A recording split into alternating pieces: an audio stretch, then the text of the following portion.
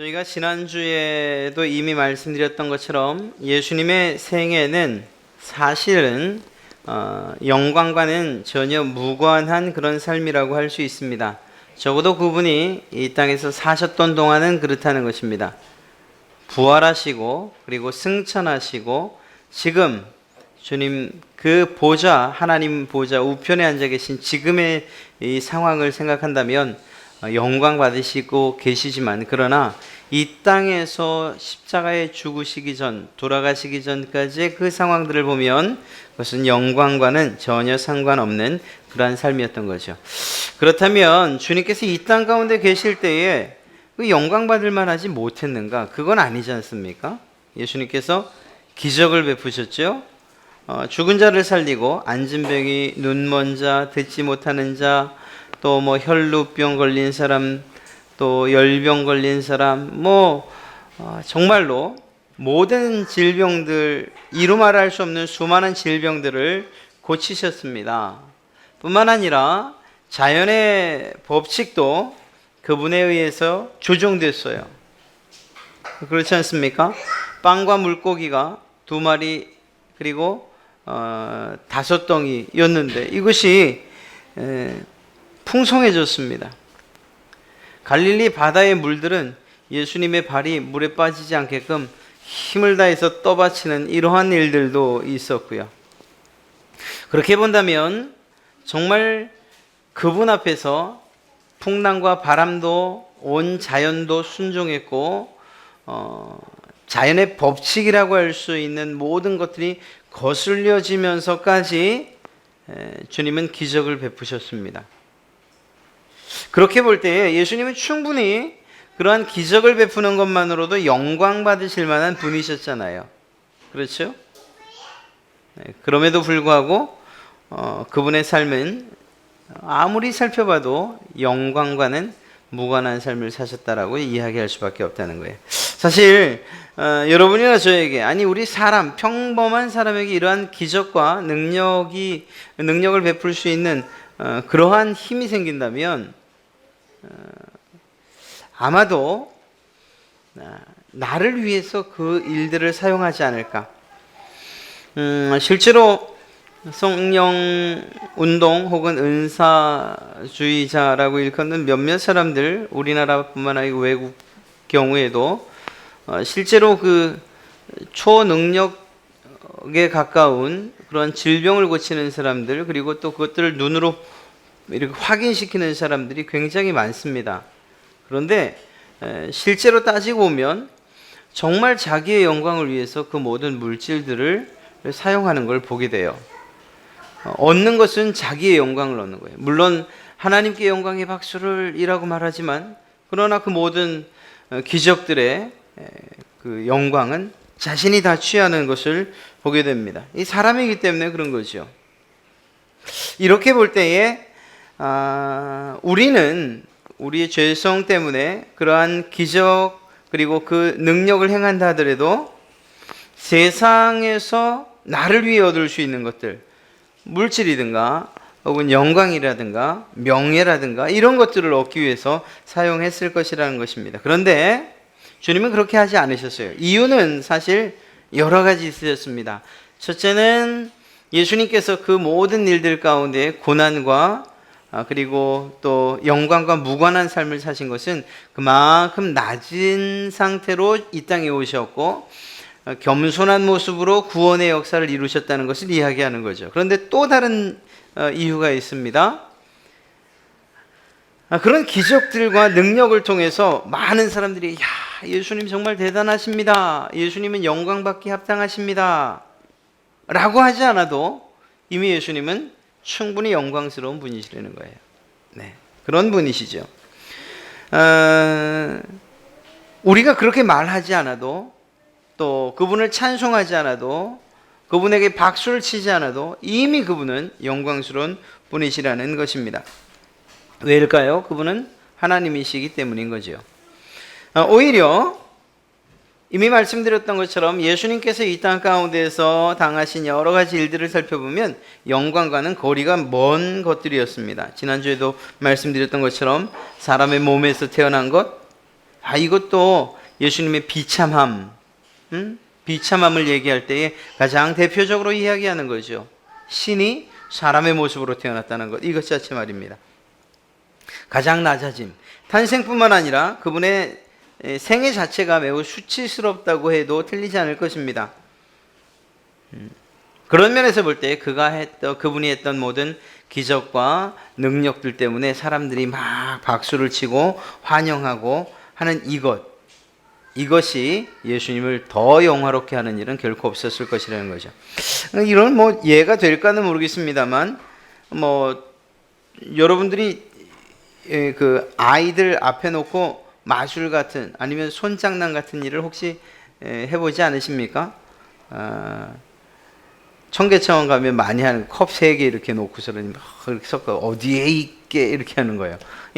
아니면은 손에 동전을 쥐고서는 이렇게, 자, 어디에 있지? 여러분들을 제가 속일 수는 없을 거예요.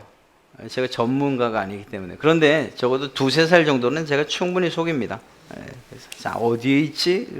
이쪽이요. 없지? 이쪽이요. 없지? 어디 있을까요? 바닥에 떨어져 있죠.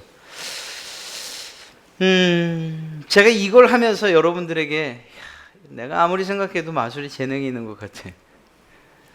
한번 그 길로 한번 나가볼까요? 이렇게 여러분들에게 묻는다면, 목사님 정신 차리시죠? 이렇게 얘기하지 않을까 싶어요. 무슨 얘기가면요, 그 아이들은 저를 경의에 찬 눈으로 바라볼지 몰라요. 아빠 최고, 한 번 더 해봐요, 이렇게 얘기할지 몰라요. 그래도 그렇다고 해서 제가 그것 때문에 교만해지거나 아니면은 내가 정말 위대하지라고 그렇게 말할 수는 없는 거예요. 사람들의 눈에 보기에 그런 거예요. 이것과는 비교할 수 없지만 예수님의 영광스러움은 이미 영광스러움 자체라는 거죠. 우리 사람들이 경의에 찬 눈으로 보고 그 기적들의 손뼉을 치고 하지 않아도 예수님은 이미 그렇다 하는 거예요. 유대인들은 자신들의 육체적인 욕심들, 그리고 욕구들, 그리고 소원들, 이런 것들이 채워지는 것으로 인해서, 그리고 또 이러한 상황들을 통해서 예수님께 경의를 돌리고 예수님께 손뼉을 치고 예수님을 찬양한다. 그러면 예수님께서 우리의 행위를 통해 더 영광 받으실 것이라, 이런 생각도 사실 하지 못했습니다. 그러나 했다 손치더라도 그런 주님이 아니라는 거죠. 오히려 예수님께서는 이 땅에서 계신 동안에 당하셔야 했던 일은 고난과 고통, 그리고 슬픔과 아픔을 당하셔야만 했다는 것입니다. 죽으시는 그때까지 말입니다. 오늘 바로 이 15번째 주일의 말씀을 통해서 예수님의 고난을 우리가 좀 살펴볼 필요가 있는 거죠. 죽음 이전까지의 고난을 말입니다. 37문과 38문을 우리 39문까지 우리 한번 전체적으로 묻고 답하는 그런 시간을 좀 가져보도록 합니다. 37번째 질문입니다. 고난을 받으사라는 말은 무엇을 뜻합니까? 예수님께서 전 생애를, 특히 그의 마지막 순간에 전 인류의 죄에 대한 하나님의 진노를 친히 몸과 영혼으로 받으셨다는 것입니다. 그리스도의 고난은 우리의 몸과 영혼을 영원한 정죄로부터 해방시켜 하나님의 은혜와 의와 영생을 주시기 위한 유일한 구속 제사였습니다. 다른 질문입니다. 왜 예수님은 총독 본디오 빌라도에게 심판을 받으셨습니까? 예수님은 죄가 없으신 분이지만 우리 위에 선고되어야 했던 엄격한 하나님의 심판으로부터 우리를 구원하기 위하여 총독에게 재판을 받으신 것입니다. 이 말은 예수께서 죄가 없으심을 드러내기 위해서 공적인 심판이 필요했던 것이며, 또한 한편으로는 하나님의 무서운 죄에 대한 심판을 대신 받으신 것을 드러내는 것이었다. 39번째 마지막 질문입니다. 예수님께서 다른 방법이 아니라 십자가에 달려 죽으셨다는 것이 그렇게도 중요합니까? 그렇습니다. 십자가의 죽음은 하나님의 저주의 죽음이기 때문에 그의 죽음은 내가 받아야 할 저주를 대신 짊어지셨다는 확신을 줍니다. 여러분, 예수님의 고난, 그것을 생각할 때 우리는 1차적으로 예수님의 육체적인 고난을 생각하게 돼요. 그러다 보니까 Passion of Christ라든가 혹은 예수님의 고난을 다룬 그러한 영화들을 볼 때 우리는 마음이 무너지는 것을 느껴요. 예수님께서 나를 위해서 저렇게 십자가에 못 박혀 죽으셨구나. 저 고통이 얼마나 심각하셨고 또 아프셨고 견디기 어려우셨을까. 이것이 어디까지 종종 연결이 되죠? 예, 우리의 성찬 예식까지도 연결이 돼요. 나쁘다는 것은 아닙니다. 그분의 고난을 깊이 있게 생각하고 묵상하는 것, 그것이 우리의 부활에 대한 기쁨을 증폭시키는 그러한 비결이 될 수 있어요. 그런데 예수님의 육체적인 고난에만 너무 초점을 맞추면, 그러면 그보다 더 깊은 의미의 주님이 우리를 위해 당하셨던 고난에 대한 생각을 못하게 된다는 데 문제가 있는 것입니다. 예수님께서 몸의 고난을 당하셨어요. 살이 터져나가시고 피를 흘리시고 온몸에 있는 물과 피를 다 쏟으셔야 될 정도로 말입니다. 그런데 말입니다, 그것만이었는가 라고 한다면 그것은 아니었어요. 어떤 면에서 본다면 예수님의 고난은 예수님의 인격에 대한 고난이었다고 얘기도 틀리지 않을 것입니다. 어떤 면에서일까요? 예수님의 가족들, 예수님의 형제자매들이 예수님을 어떻게 취급을 했죠? 미친 것처럼 취급을 했어요. 정신이 나갔다고 생각을 해요. 그래서 어떻게 합니까? 예수님을 잡으러 오죠. 가족에게조차도 인정을 받지 못하는 인격과 그 인격에 심한 상처를 입으셔야만 했다라는 것입니다. 심지어는 그분이 행하는 기적들도 조롱이나 혹은 책 잡기 위한 어떤 수단으로 사용됐어요. 예수님께서 질병을 고치셨을 때에 많은 바리새인들과 또 예수님을 해하려는 유대인들이 뭐라고 얘기하죠? 야, 저 예수가 바알세불을 힘입어서 병을 고치는구나. 바알세불이 뭡니까? 귀신의 대왕 아니에요? 귀신의 대왕. 예수님께서 하나님의 능력을 가지고 성령의 능력으로 병을 고치셨음에도 불구하고 그것에 대해서 야, 귀신을 힘입어서 귀신을 내쫓는구나. 이러한 조롱까지 받으셔야 했다라는 것입니다. 뿐만 아니라 절대적인 신뢰를 보여야 했던 사람들이 있어요.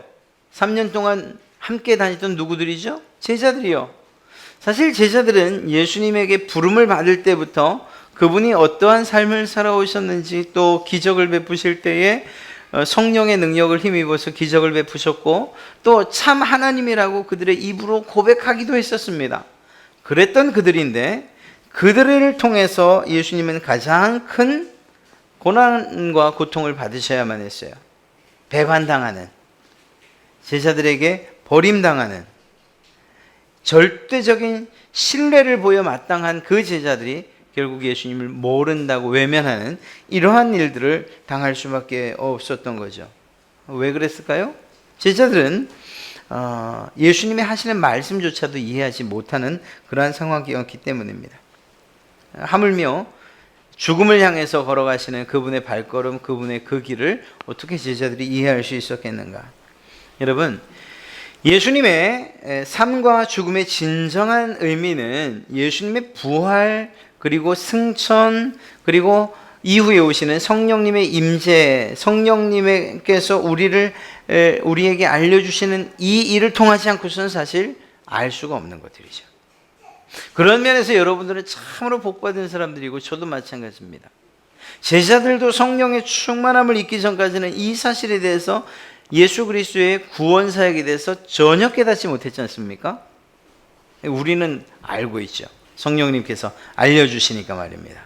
그래서 예수님의 고난이 왜 필요했는지, 그분의 죽으심이 왜 필요했는지를 상세하게 알려주시니까 얼마나 우리가 복된 사람들인지 알 수가 없습니다. 그런데 이미 말씀드린 것처럼 육체의 고난, 인격적인 고난, 혹은 정신적인 고난, 이것만으로도 충분히 고난스러운데 말입니다. 이것과는 비교할 수 없는 더 큰 고통을 주님은 당하셔야만 했습니다. 그것이 다름 아닌 하나님께로부터, 즉 아버지께로부터 버림받는 그러한 일이었다는 거죠. 이 고통과 고난은 어떤 면에서 보면 영적인 것이라고 할 수 있습니다. 여러분, 성경을 여러분이나 제가 자세히 좀 읽어본다면 이 사실에 대해서 조금도 어렵지 않을 거예요. 그 발견하는 일이. 성경은 예수님께서 육신의 고난을 당하시고 물리적인 고난을 당하신 이러한 것보다 오히려 더 상세하고 더 자세하게 예수님께서 당하셨던 영적인 고난들, 하나님에게 버림받으시던 그 장면들을 더 상세하고 생생하게 기록하고 있는 것을 보게 됩니다.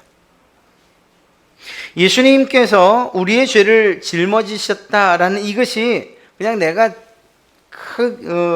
이고 가던 또 짊어지고 가던 그 짐을 수레에다 싣고 간다거나 아니면 누가 들어준다거나 한 이런 정도의 문제가 아니라는 거예요. 그렇게 가벼이 여길 만한, 가볍게 생각할 만한 게 아니에요. 우리가 짊어지고 있었던 죄를 예수님께서 대신 짊어주셨다라는 것이 그냥 네가 가지고 있는 짐 줘, 내가 들어주마, 이 정도가 아니라는 거예요. 우리가 이 부분에 대해서 좀 더 깊이 생각을 해야 되는 거죠. 예수님께서 이 짐을 짊어지셨다는 것은 첫째는 나를 위해서 대신 죽으셨다는 죽으심을 의미하고요. 그 몸의 이 육신의 죽음보다 더 심각한 고통인 하나님과의 관계의 단절을 각오하셨다는 거예요. 사실 이 관계가 끊어진다라는 것을 우리는 경험을 사실 해볼 기회가 없죠. 그런 건 해보지 않으셔도 좋죠. 네, 이거 경험해 보리라 생각해서 아버지 저를 호적에서 좀 파십시오 이렇게 얘기할 수는 없는 거죠. 설령 제가 만약에 그렇게 얘기했다 하더라도 그래서 아버지가 또 그 뜻을 받아들여서 그래 내가 내일 파마 해갖고 호적에서 다 파놨다 하더라도 그렇다고 해도 그 예수님께서 느끼셨던 하나님과의 관계의 단절을 저는 느끼지 못해요. 왜? 여전히 그분은 내 아버지라고 생각할 거고 비록 호적에서 끊어졌지만 그래도 아침 일어나면 아마 전화할 거예요. 저희 아버님 돌아가셨어요? 또 계신다고 생각하지 마세요. 전화해가지고 식사하셨어요? 이렇게 묻기라도 할 거예요. 사람들 사이에서 이렇게 어떤 드라마나 혹은 영화나 아니면 실제상에서 어떤 내가 내 눈에 흙이 들어가기 전에 아니면 호적을 파내라 이런 것들로 우리가 생각해서는 하나님과 예수님과의 단절의 그 심각성을 생각하지 못한, 인식할 수가 없습니다. 여러분, 이건 죽음으로 인한 생명과 죽음과 사는 일의 단절, 이것보다 더 심각한 거라고 이야기할 수 있어요. 하나님과의 단절, 관계의 단절은 이런 정도가 아니라는 거예요. 성경이 이것을 어떻게 기록하고 있습니까? 예수님께서 십자가에 못 박혀 달려 돌아가시며 엘리 엘리 라마 사박다니, 아버지 나를 어찌하여 버리시나이까 라고 그렇게 외칠 때에 하나님께서 예수님에 대한 완전한 버리심이 있었다는 거예요. 아들이었음에도 불구하고 그 죄를 짊어진 아들에 대해서는 너무나도 차갑게 등을 돌리셨던 것이고 얼굴을 돌리셨던 거죠. 물론 하나님의 눈에선 정말 뜨거운 눈물이 흘렀을 수 있습니다. 여전히 사랑하시는 그 마음 때문에. 그러나 무엇 때문에 쳐다볼 수가 없고 무엇 때문에 안을 수가 없고 위로할 수 없는 거죠? 예수님께서 짊어지신 바로 여러분과 저의 죄 때문에 말입니다. 그런 면에서 볼 때 하나님께서 예수님과의 단절을 선언하셨다. 이것은 그 일로 인해서 땅이 지진이 나고 땅이 흔들리고 무덤이 열리고 성막에 있는 휘장이 찢어지고 하는 이런 일들이 일어날 수밖에 없는 거예요. 매우 심각한 일이었다는 것입니다. 이것이야말로 진정한 고난이라고 이야기할 수 있는 거죠. 예수님께서 우리를 위해서 고난당하셨다라고 할 때에 이미 탄생부터 수치스러운 탄생이 시작되었고, 그리고 30년의 그분의 삶 이후에 3년간의 공생애를 통해서 이루어졌던, 그리고 당하셔야 했던 그 고난은 이미 말씀드린 것처럼 육신과 인격과 정신과 영혼에 관한 모든 고난을 다 포함하고 있다는 것입니다. 가장 심각한 하나님과의 단절, 아버지와 아들과의 관계의 완전한 단절, 이것이야말로 진정한 고난이라고 이야기할 수 있는 것입니다.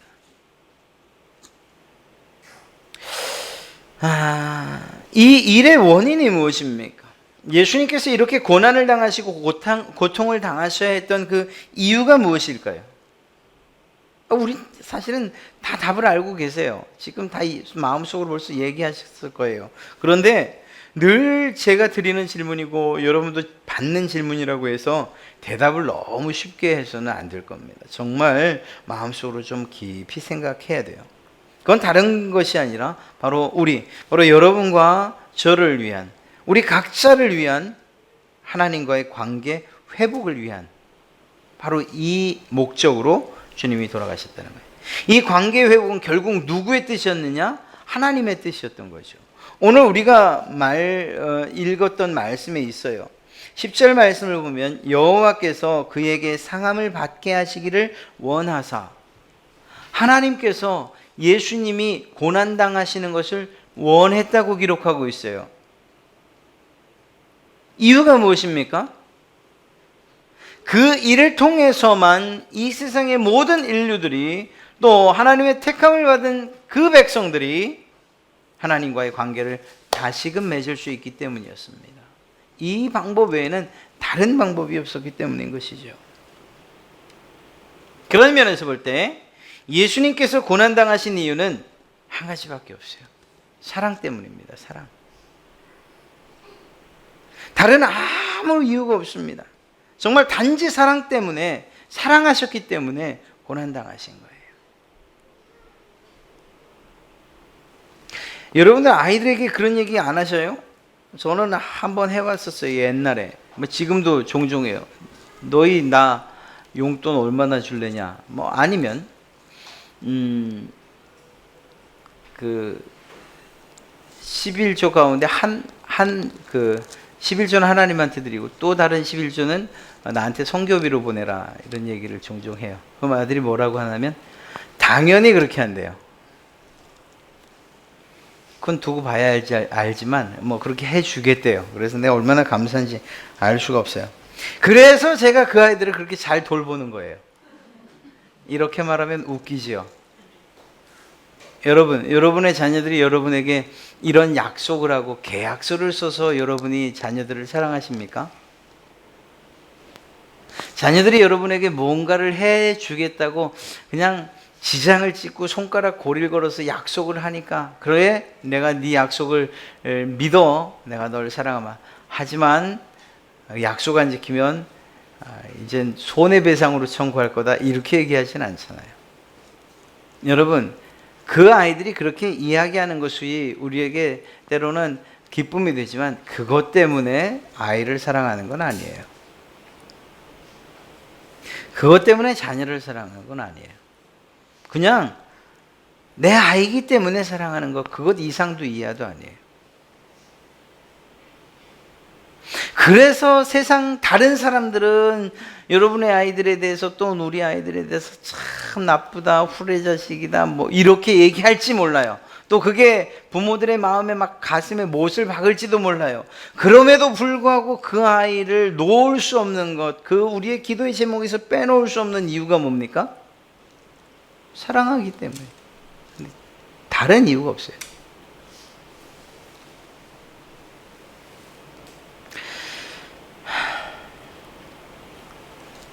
이러한 마음으로 우리를 사랑하시는 분이 있는데, 그분이 바로 주님이시오, 그분이 바로 하나님이시라는 것입니다. 하나님께서 우리를 왜 사랑하느냐라고 묻는 것만큼 어리석은 질문이 없어요. 아니, 하나님 왜 예수 그리스도 하나님의 아들이라고 하는 그분을 십자가에 못 박으면서까지 저를 사랑하십니까? 다른 이유가 없어요. 그냥 사랑하시는 거예요.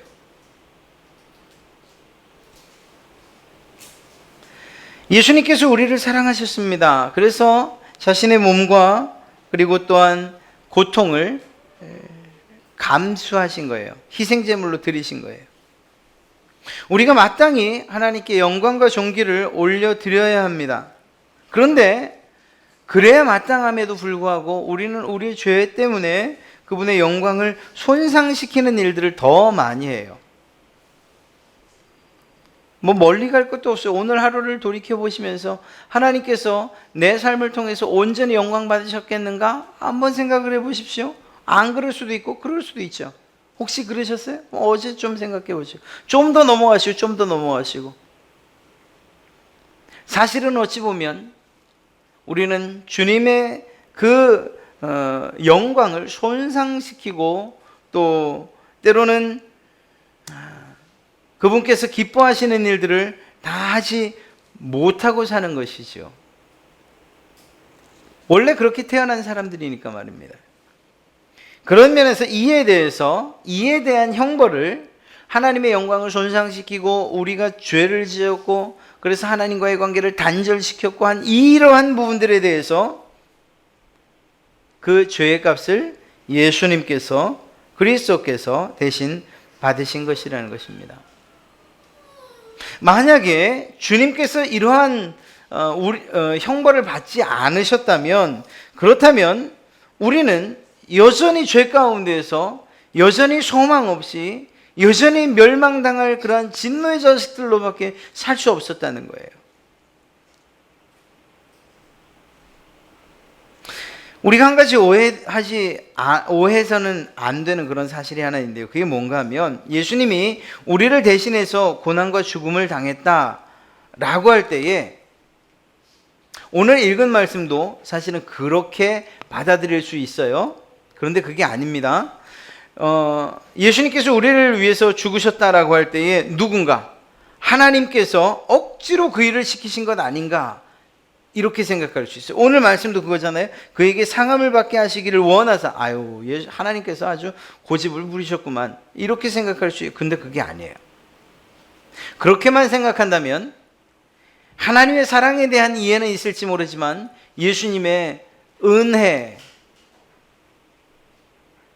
주님께서 하신 그 일에 대한 그 은혜는 우리가 깊이 경험하지 못하는, 그렇지 않습니다.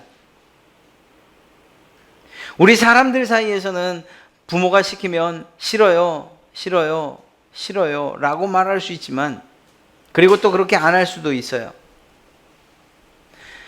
주님께서 하나님의 말씀에 따라 하나님의 계획에 따라서 십자가에 못 박히기로 작정하셨다라는 그 사실 그리고 그 일을 이루신 이것은 하나님의 뜻이고 계획이기도 했지만 더 나아가서는 예수님의 자의적인 뜻이었고 우리를 향한 사랑 때문에 그분이 스스로 원하의 십자가를 졌다는 사실을 우리는 꼭 기억해야만 합니다. 능동적으로 그 일을 하셨다는 거예요. 능동적으로. 우리 인간의 삶은 사실 언제나 능동적이진 않아요. 그냥 내가 좋은 일, 즐거운 일, 기쁜 일 이런 것들에 대해서는 좀 막 하고 싶어 하는지 모르지만 그러나 뭔가 좀 힘들고 어렵고 손해보는 일들에 대해서는 좀 더 수동적이고 부정적이죠. 어떤 면에서는 우리가 우리의 의지와 상관없이 주어지는 일들이 참 많아요. 남자라는 것, 여자라는 것, 아니면 내가 태어난 가정의 환경이 어떻다는 것, 대한민국이 태어난 미국이 태어나나 이런 것들이요. 이건 우리의 임의대로 할 수 있는 게 아니잖아요. 예. 그렇게 예수님의 탄생도 생각해서는 안 된다는 거예요. 예수님이 어쩌다 보니까 예루살렘에 태어났고 어쩌다 보니까 또 30년 어떻게 잘 살았는데 또 살고 나니까 하나님께서 그분에게 성령을 주셔서 그가 그때부터 구원의 사역을 감당하게 되었고 어찌하다 보니 복음을 전했고 어쩌다 보니 고난과 고통을 당했고 어쩌다 보니 죽으셨고 그렇게 말할 수 없는 거예요. 예수님은 결코 우연으로 그 일을 행하시지도 않았고 어쩌다 보니 그 일을 행하신 것도 아니라는 거예요. 예수님은 이 땅에 오신 그 자체가 우리를 사랑하신 그 사랑 때문에 우리를 위해 죽기 위해서 그 목적을 가지고 이 땅에 오셨다라는 것입니다. 예수님에게는 우연이란 있을 수 없는 거지요. 그분의 우리를 위한 이러한 대속의 그러한 극본이, 이 시나리오가 누구에 의해서? 예수님에 의해서. 하나님께서 그러한 계획을 세우셨고, 누구에 의해서? 예수님에 의해서. 어떤 뜻으로? 자의적이고 자발적인 뜻으로 그 일들이 이루어졌다는 거예요. 그래서 우리는 동시에 하나님에게도 감사를 돌릴 뿐만 아니라 우리 주님에게도 감사를 돌려야 하는 거지요. 하나님의 그 뜨거운 사랑에서 우리를 끊을 수 없을 뿐만 아니라 주님의 은혜에서도 우리를 끊을 수 있는 것이 없다는 것을 우리는 고백할 수밖에 없다는 것입니다. 그분의 적극적인 사랑, 그리고 적극적인 순종 가운데에서 우리의 구속 사역이 시작되었다는 것을 성경은 말씀하고 있습니다. 고린도서 8장 9절을 보면 이렇게 되어 있어요. 여러분은 우리 주 예수 그리스도의 은혜를 알고 있습니다. 알고 계시죠? 그리스도께서 부요하나 여러분을 위해서 가난하게 되셨습니다.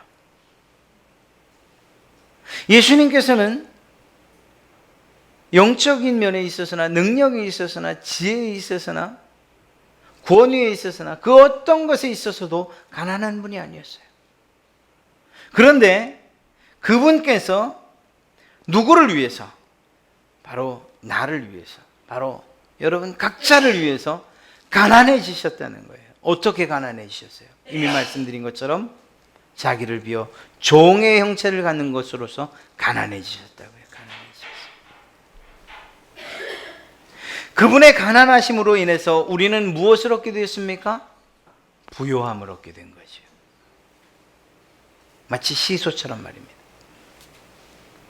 예수님의 가난, 고통, 죽으심, 이것은 우연이 아니라 바로 여러분과 저를 위한 의지적인 주님의 일이었고 사역이었다는 거예요. 우리를 부요하게 하기 위한, 우리를 사랑하시는 그 사랑을 표현하신 것이라는 것입니다. 이렇게 예수 그리스도의 고난은 바로 우리의 구원을 이루고자 한 그러한 고난이라는 거예요. 우리의 구원을 위한. 그리고 최후의 십자가에서 고난 또한 우리의 죄를 대신하여 짊어지신 구속의 고난이었던 것이죠. 이 세상의 다른 누구도 감당할 수 없는 그 짐을 누가 지신 것입니까? 예수님께서 지신 것입니다. 다시 한번 묻죠. 주님께서 왜 십자가를 지셨다고요? 하나님께서 왜 자신의 아들을 십자가에 못 박기로 결정하셨다고요? 무엇 때문에? 사랑 때문에. 이 한 가지만은 꼭 기억하시기 바랍니다. 여러분들이 여러분의 자녀를 뜨겁게 사랑하는 것 이상으로 하나님께서 여러분들을 사랑하신다는 거예요. 주님께서 여러분에게 은혜 베풀기를 원하신다는 거예요. 이 사실을 안다면 우리는 그분의 사랑과 그분의 은혜에 대한 마땅히 해야 될 반응이 정해져 있는 거예요. 뭡니까? 감사와 찬양이죠. 예, 감사와 찬양이에요. 또 아닌 게 아니라 여러분들 감사하고 찬양하시잖아요. 기도하시면서도 감사합니다. 또 찬양하면서도 감사합니다. 그런데 그게 다는 아니에요. 그렇게 말로만 아니면 표현만으로 우리의 감사와 또 찬양을 다 했다, 우리가 할 의무를 다 했다, 이렇게 말할 수는 없는 것입니다. 이쯤에서 세상이 여러분을 뭐라고 부르는지 한번 생각해 봐야 돼요. 여러분 뭐라고 부릅니까? 좀 격한 표현을 하면 예수쟁이들이라고 할 테고, 좀 좋은 표현, 그래도 좀 부드러운 표현을 하면 믿는 사람들이라고 할 테고, 또 다른 말로서 좀 잘 아는 분들 같으면 그리스도인이라고, 성도라고 그렇게 얘기하죠. 여러분, 그리스도인이 뭘 말하는 겁니까? 예수님을 닮은 사람들이란 얘기예요. 예수님의 뒤를 따르는 사람들이란 얘기예요. 성도는 뭐예요? 거룩한 사람들이란 얘기잖아요. 예수쟁이, 예수에 미친 사람들이란 얘기잖아요. 세상이 여러분들을 향해서 말하는 그 별명들이 사실은 우리의 정체성을 이야기해 주고 있는 거예요. 난 예수님을 믿긴 하겠지만 예수쟁이까지는 아니야. 좀 더 신사적이고 싶어. 혹시 나는 예수님을 믿긴 하겠지만 예수님의 뒤를 따르는 제자까지는 아니야. 그냥 믿는 정도로 만족해. 그럴 수 있을지 모르지만 그것을 하나님이 기뻐하지는 않으실 거예요. 비록 세상이지만 세상이 우리에게 붙여준 그 별명이 사실은 우리의 정체성을 드러내고 있다라고 생각하시며 그러한 별명과 또한 우리를 부르는 호칭에 알맞는 삶을 우리도 살아야 되는 거죠. 자, 여기에서 이제 한 가지 문제가 생기는 거예요. 우리 사람은 말입니다. 좋은 것들을 취하고 싶어 해요. 그래서 예수님의 뒤를 따르는 것, 또 그리스도인으로 불려질 때에도 예수님께서 취했던 영광과 복에 관심이 많아요. 잘못된 것은 아니지만 그러나 어느 한편으로 치우치는 것은 문제가 있는 거예요. 영광이 있기 전에 십자가 부활의 영광이 있기 전에 무엇이 있었죠? 고난이 있었잖아요. 죽으심이 있었잖아요. 그런 면에서 볼 때 예수 그리스도를 뒤따른다 할 때는 그저 내가 좋은 것들만 취해서 이건 아니니까 좀 버리고 이건 좀 힘들니까 버리고 내가 예수님 따를 때 요건 좀 복되는 거니까 요건 병 고치는 거니까 요거는 정말 물질에 있어서 문제가 없는 이건 오병이어의 기적이니까 이건 예수님의 부활이니까 내 것입니다. 취사 선택할 수 있는 것 또 그렇게 사는 사람들에게 그리스도인이라고 말하지는 않는다는 거예요. 여러분 정말 여러분이 그리스도인이라고 그렇게 불리움을 받기 원하십니까? 그렇다면 예수님의 영광, 즉 부활의 영광과 승천과 이후의 다스림에 대한 그러한 기대와 소망뿐만 아니라 주님께서 당하셨던 고난과 고통도 여러분들의 기대하는 바가 되어야 할 줄로 믿습니다. 정말 중요한 거죠. 예수님께서 이러한 고난의 삶을 사셨다는 것, 오늘 우리가 살펴본 이 질문과 대답, 이것은 이 세상에서 우리가 그리스도인으로서 예수 그리스도의 가르침을 따라 살 때에 우리에게 이러한 고난이 다가올 수 있다는 것을 의미하는 거예요. 예수님께서 내가 다 고난당했으니 너희는 영광만 받아라 이랬으면 얼마나 좋겠습니까? 주님께서도 그러지 않으셨어요. 예수님의 제자들을 위한 기도를 가만 살펴보세요. 아버지, 내가 저들을 이리 가운데 두고 가는 것 같습니다. 세상이 나를 힘들게 하고 세상이 나 예수를 이렇게 고난 가운데 심지어는 잡아 죽이는데 내 제자들도 세상이 가만두지 않을 겁니다. 고통당할 겁니다.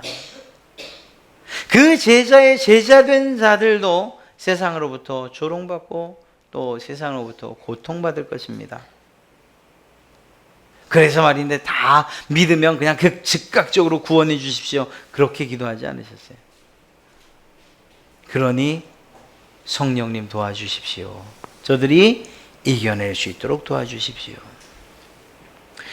사랑하는 성도 여러분, 주님께서도 예수님의 뒤를 따르는 모든 제자들, 그 12제자뿐만 아니라 그 제자의 제자들 그리고 그 제자의 제자들, 그들이 주님이 당하셨던 십자가의 고통 그것과 비견할 수 없지만 그러나 세상 가운데서 고통과 고난 가운데 살아야 한다는 사실을 알고 계셨다는 거예요.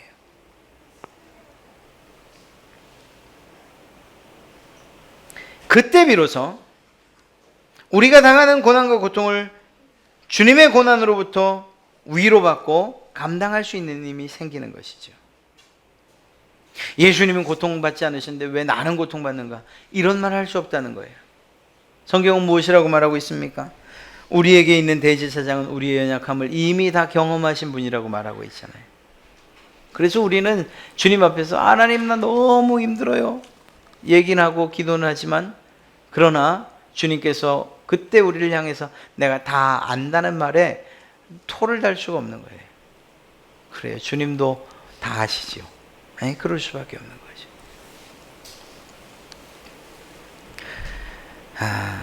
모든 것을 다 알고 계신 그분, 여러분의 고통과 고난까지도 다 알고 계신 그분, 이해하시는 분, 위로하시는 분, 더 나아가 고통으로부터 고난으로부터 여러분을 구원해 주시는 그분, 그 예수님의 사랑은 2000년 전이나 지금이나 결코 변함이 없으시다는 것입니다. 예수님의 고난을 깊이 생각하면 생각할수록 우리는 그분의 위로와 그분의 격려와 그분이 주시는 힘과 능력을 얻게 될 줄로 믿습니다. 예수님의 고난을 깊이 생각합시다. 그래서 1년 가운데에서 부활절을 앞둔 몇 주간만 예수님의 고난을 생각할 것이 아니고요, 우리의 평상에 또 사도신경을 외우며 또 말씀을 통해서 주님께서 우리를 위해 고통당하셨다, 고난당하셨다라는 이것이 과연 나를 위함이었구나, 이 얼마나 감사하고 또한 기쁜 일인가. 내가 이러한 주님을 위해서 내 목숨 바쳐 충성하는 것 당연한 일이 아니겠는가. 사랑하는 성도 여러분, 이러한 고난, 그리고 또한 그러한 고난을 배제하지 않는 이러한 복음이야말로 손해보기 싫어하는 세상, 또 다른 사람들보다 자기만을 위해서 사는 세상, 다른 아이들은 모르고 그저 내 아이들만 잘 되면 된다라고 하는 이런 세상 가운데에서 가장 소리 높여 선포되어야 될 말씀인 줄로 믿습니다. 우리 주님께서 우리를 사랑해서 우리를 위해서 고난을 당하셨습니다. 이것에 근거해서 구속함을 받은 우리 또한 주님의 사랑에 반응하여 우리 이웃을 사랑하고 또한 가정을 사랑하고 그리고 우리의 삶을 주님을 닮아 희생하는 이러한 삶을 살 때 하나님께서 정말 기뻐하지 않으시겠는가. 주님의 고난이 결코 헛되지 않은 그러한 고난이 될 줄로 믿습니다. 예수님의 고난은 우리에겐 큰 기쁨이고 우리의 구원을 위한 주님의 일하심이죠. 그러나 동시에 우리에게 주시는 주님의 명령이기도 한 거예요. 네가 그 길을 갈 수 있을 것이다. 너도 가게 될 것이다. 사랑하는 성도 여러분, 고난의 주님을 깊이 생각하며 오히려 그분의 뒤를 따라 살기로 다짐하는 그러한 여러분 되시기를 주님의 이름으로 축원합니다.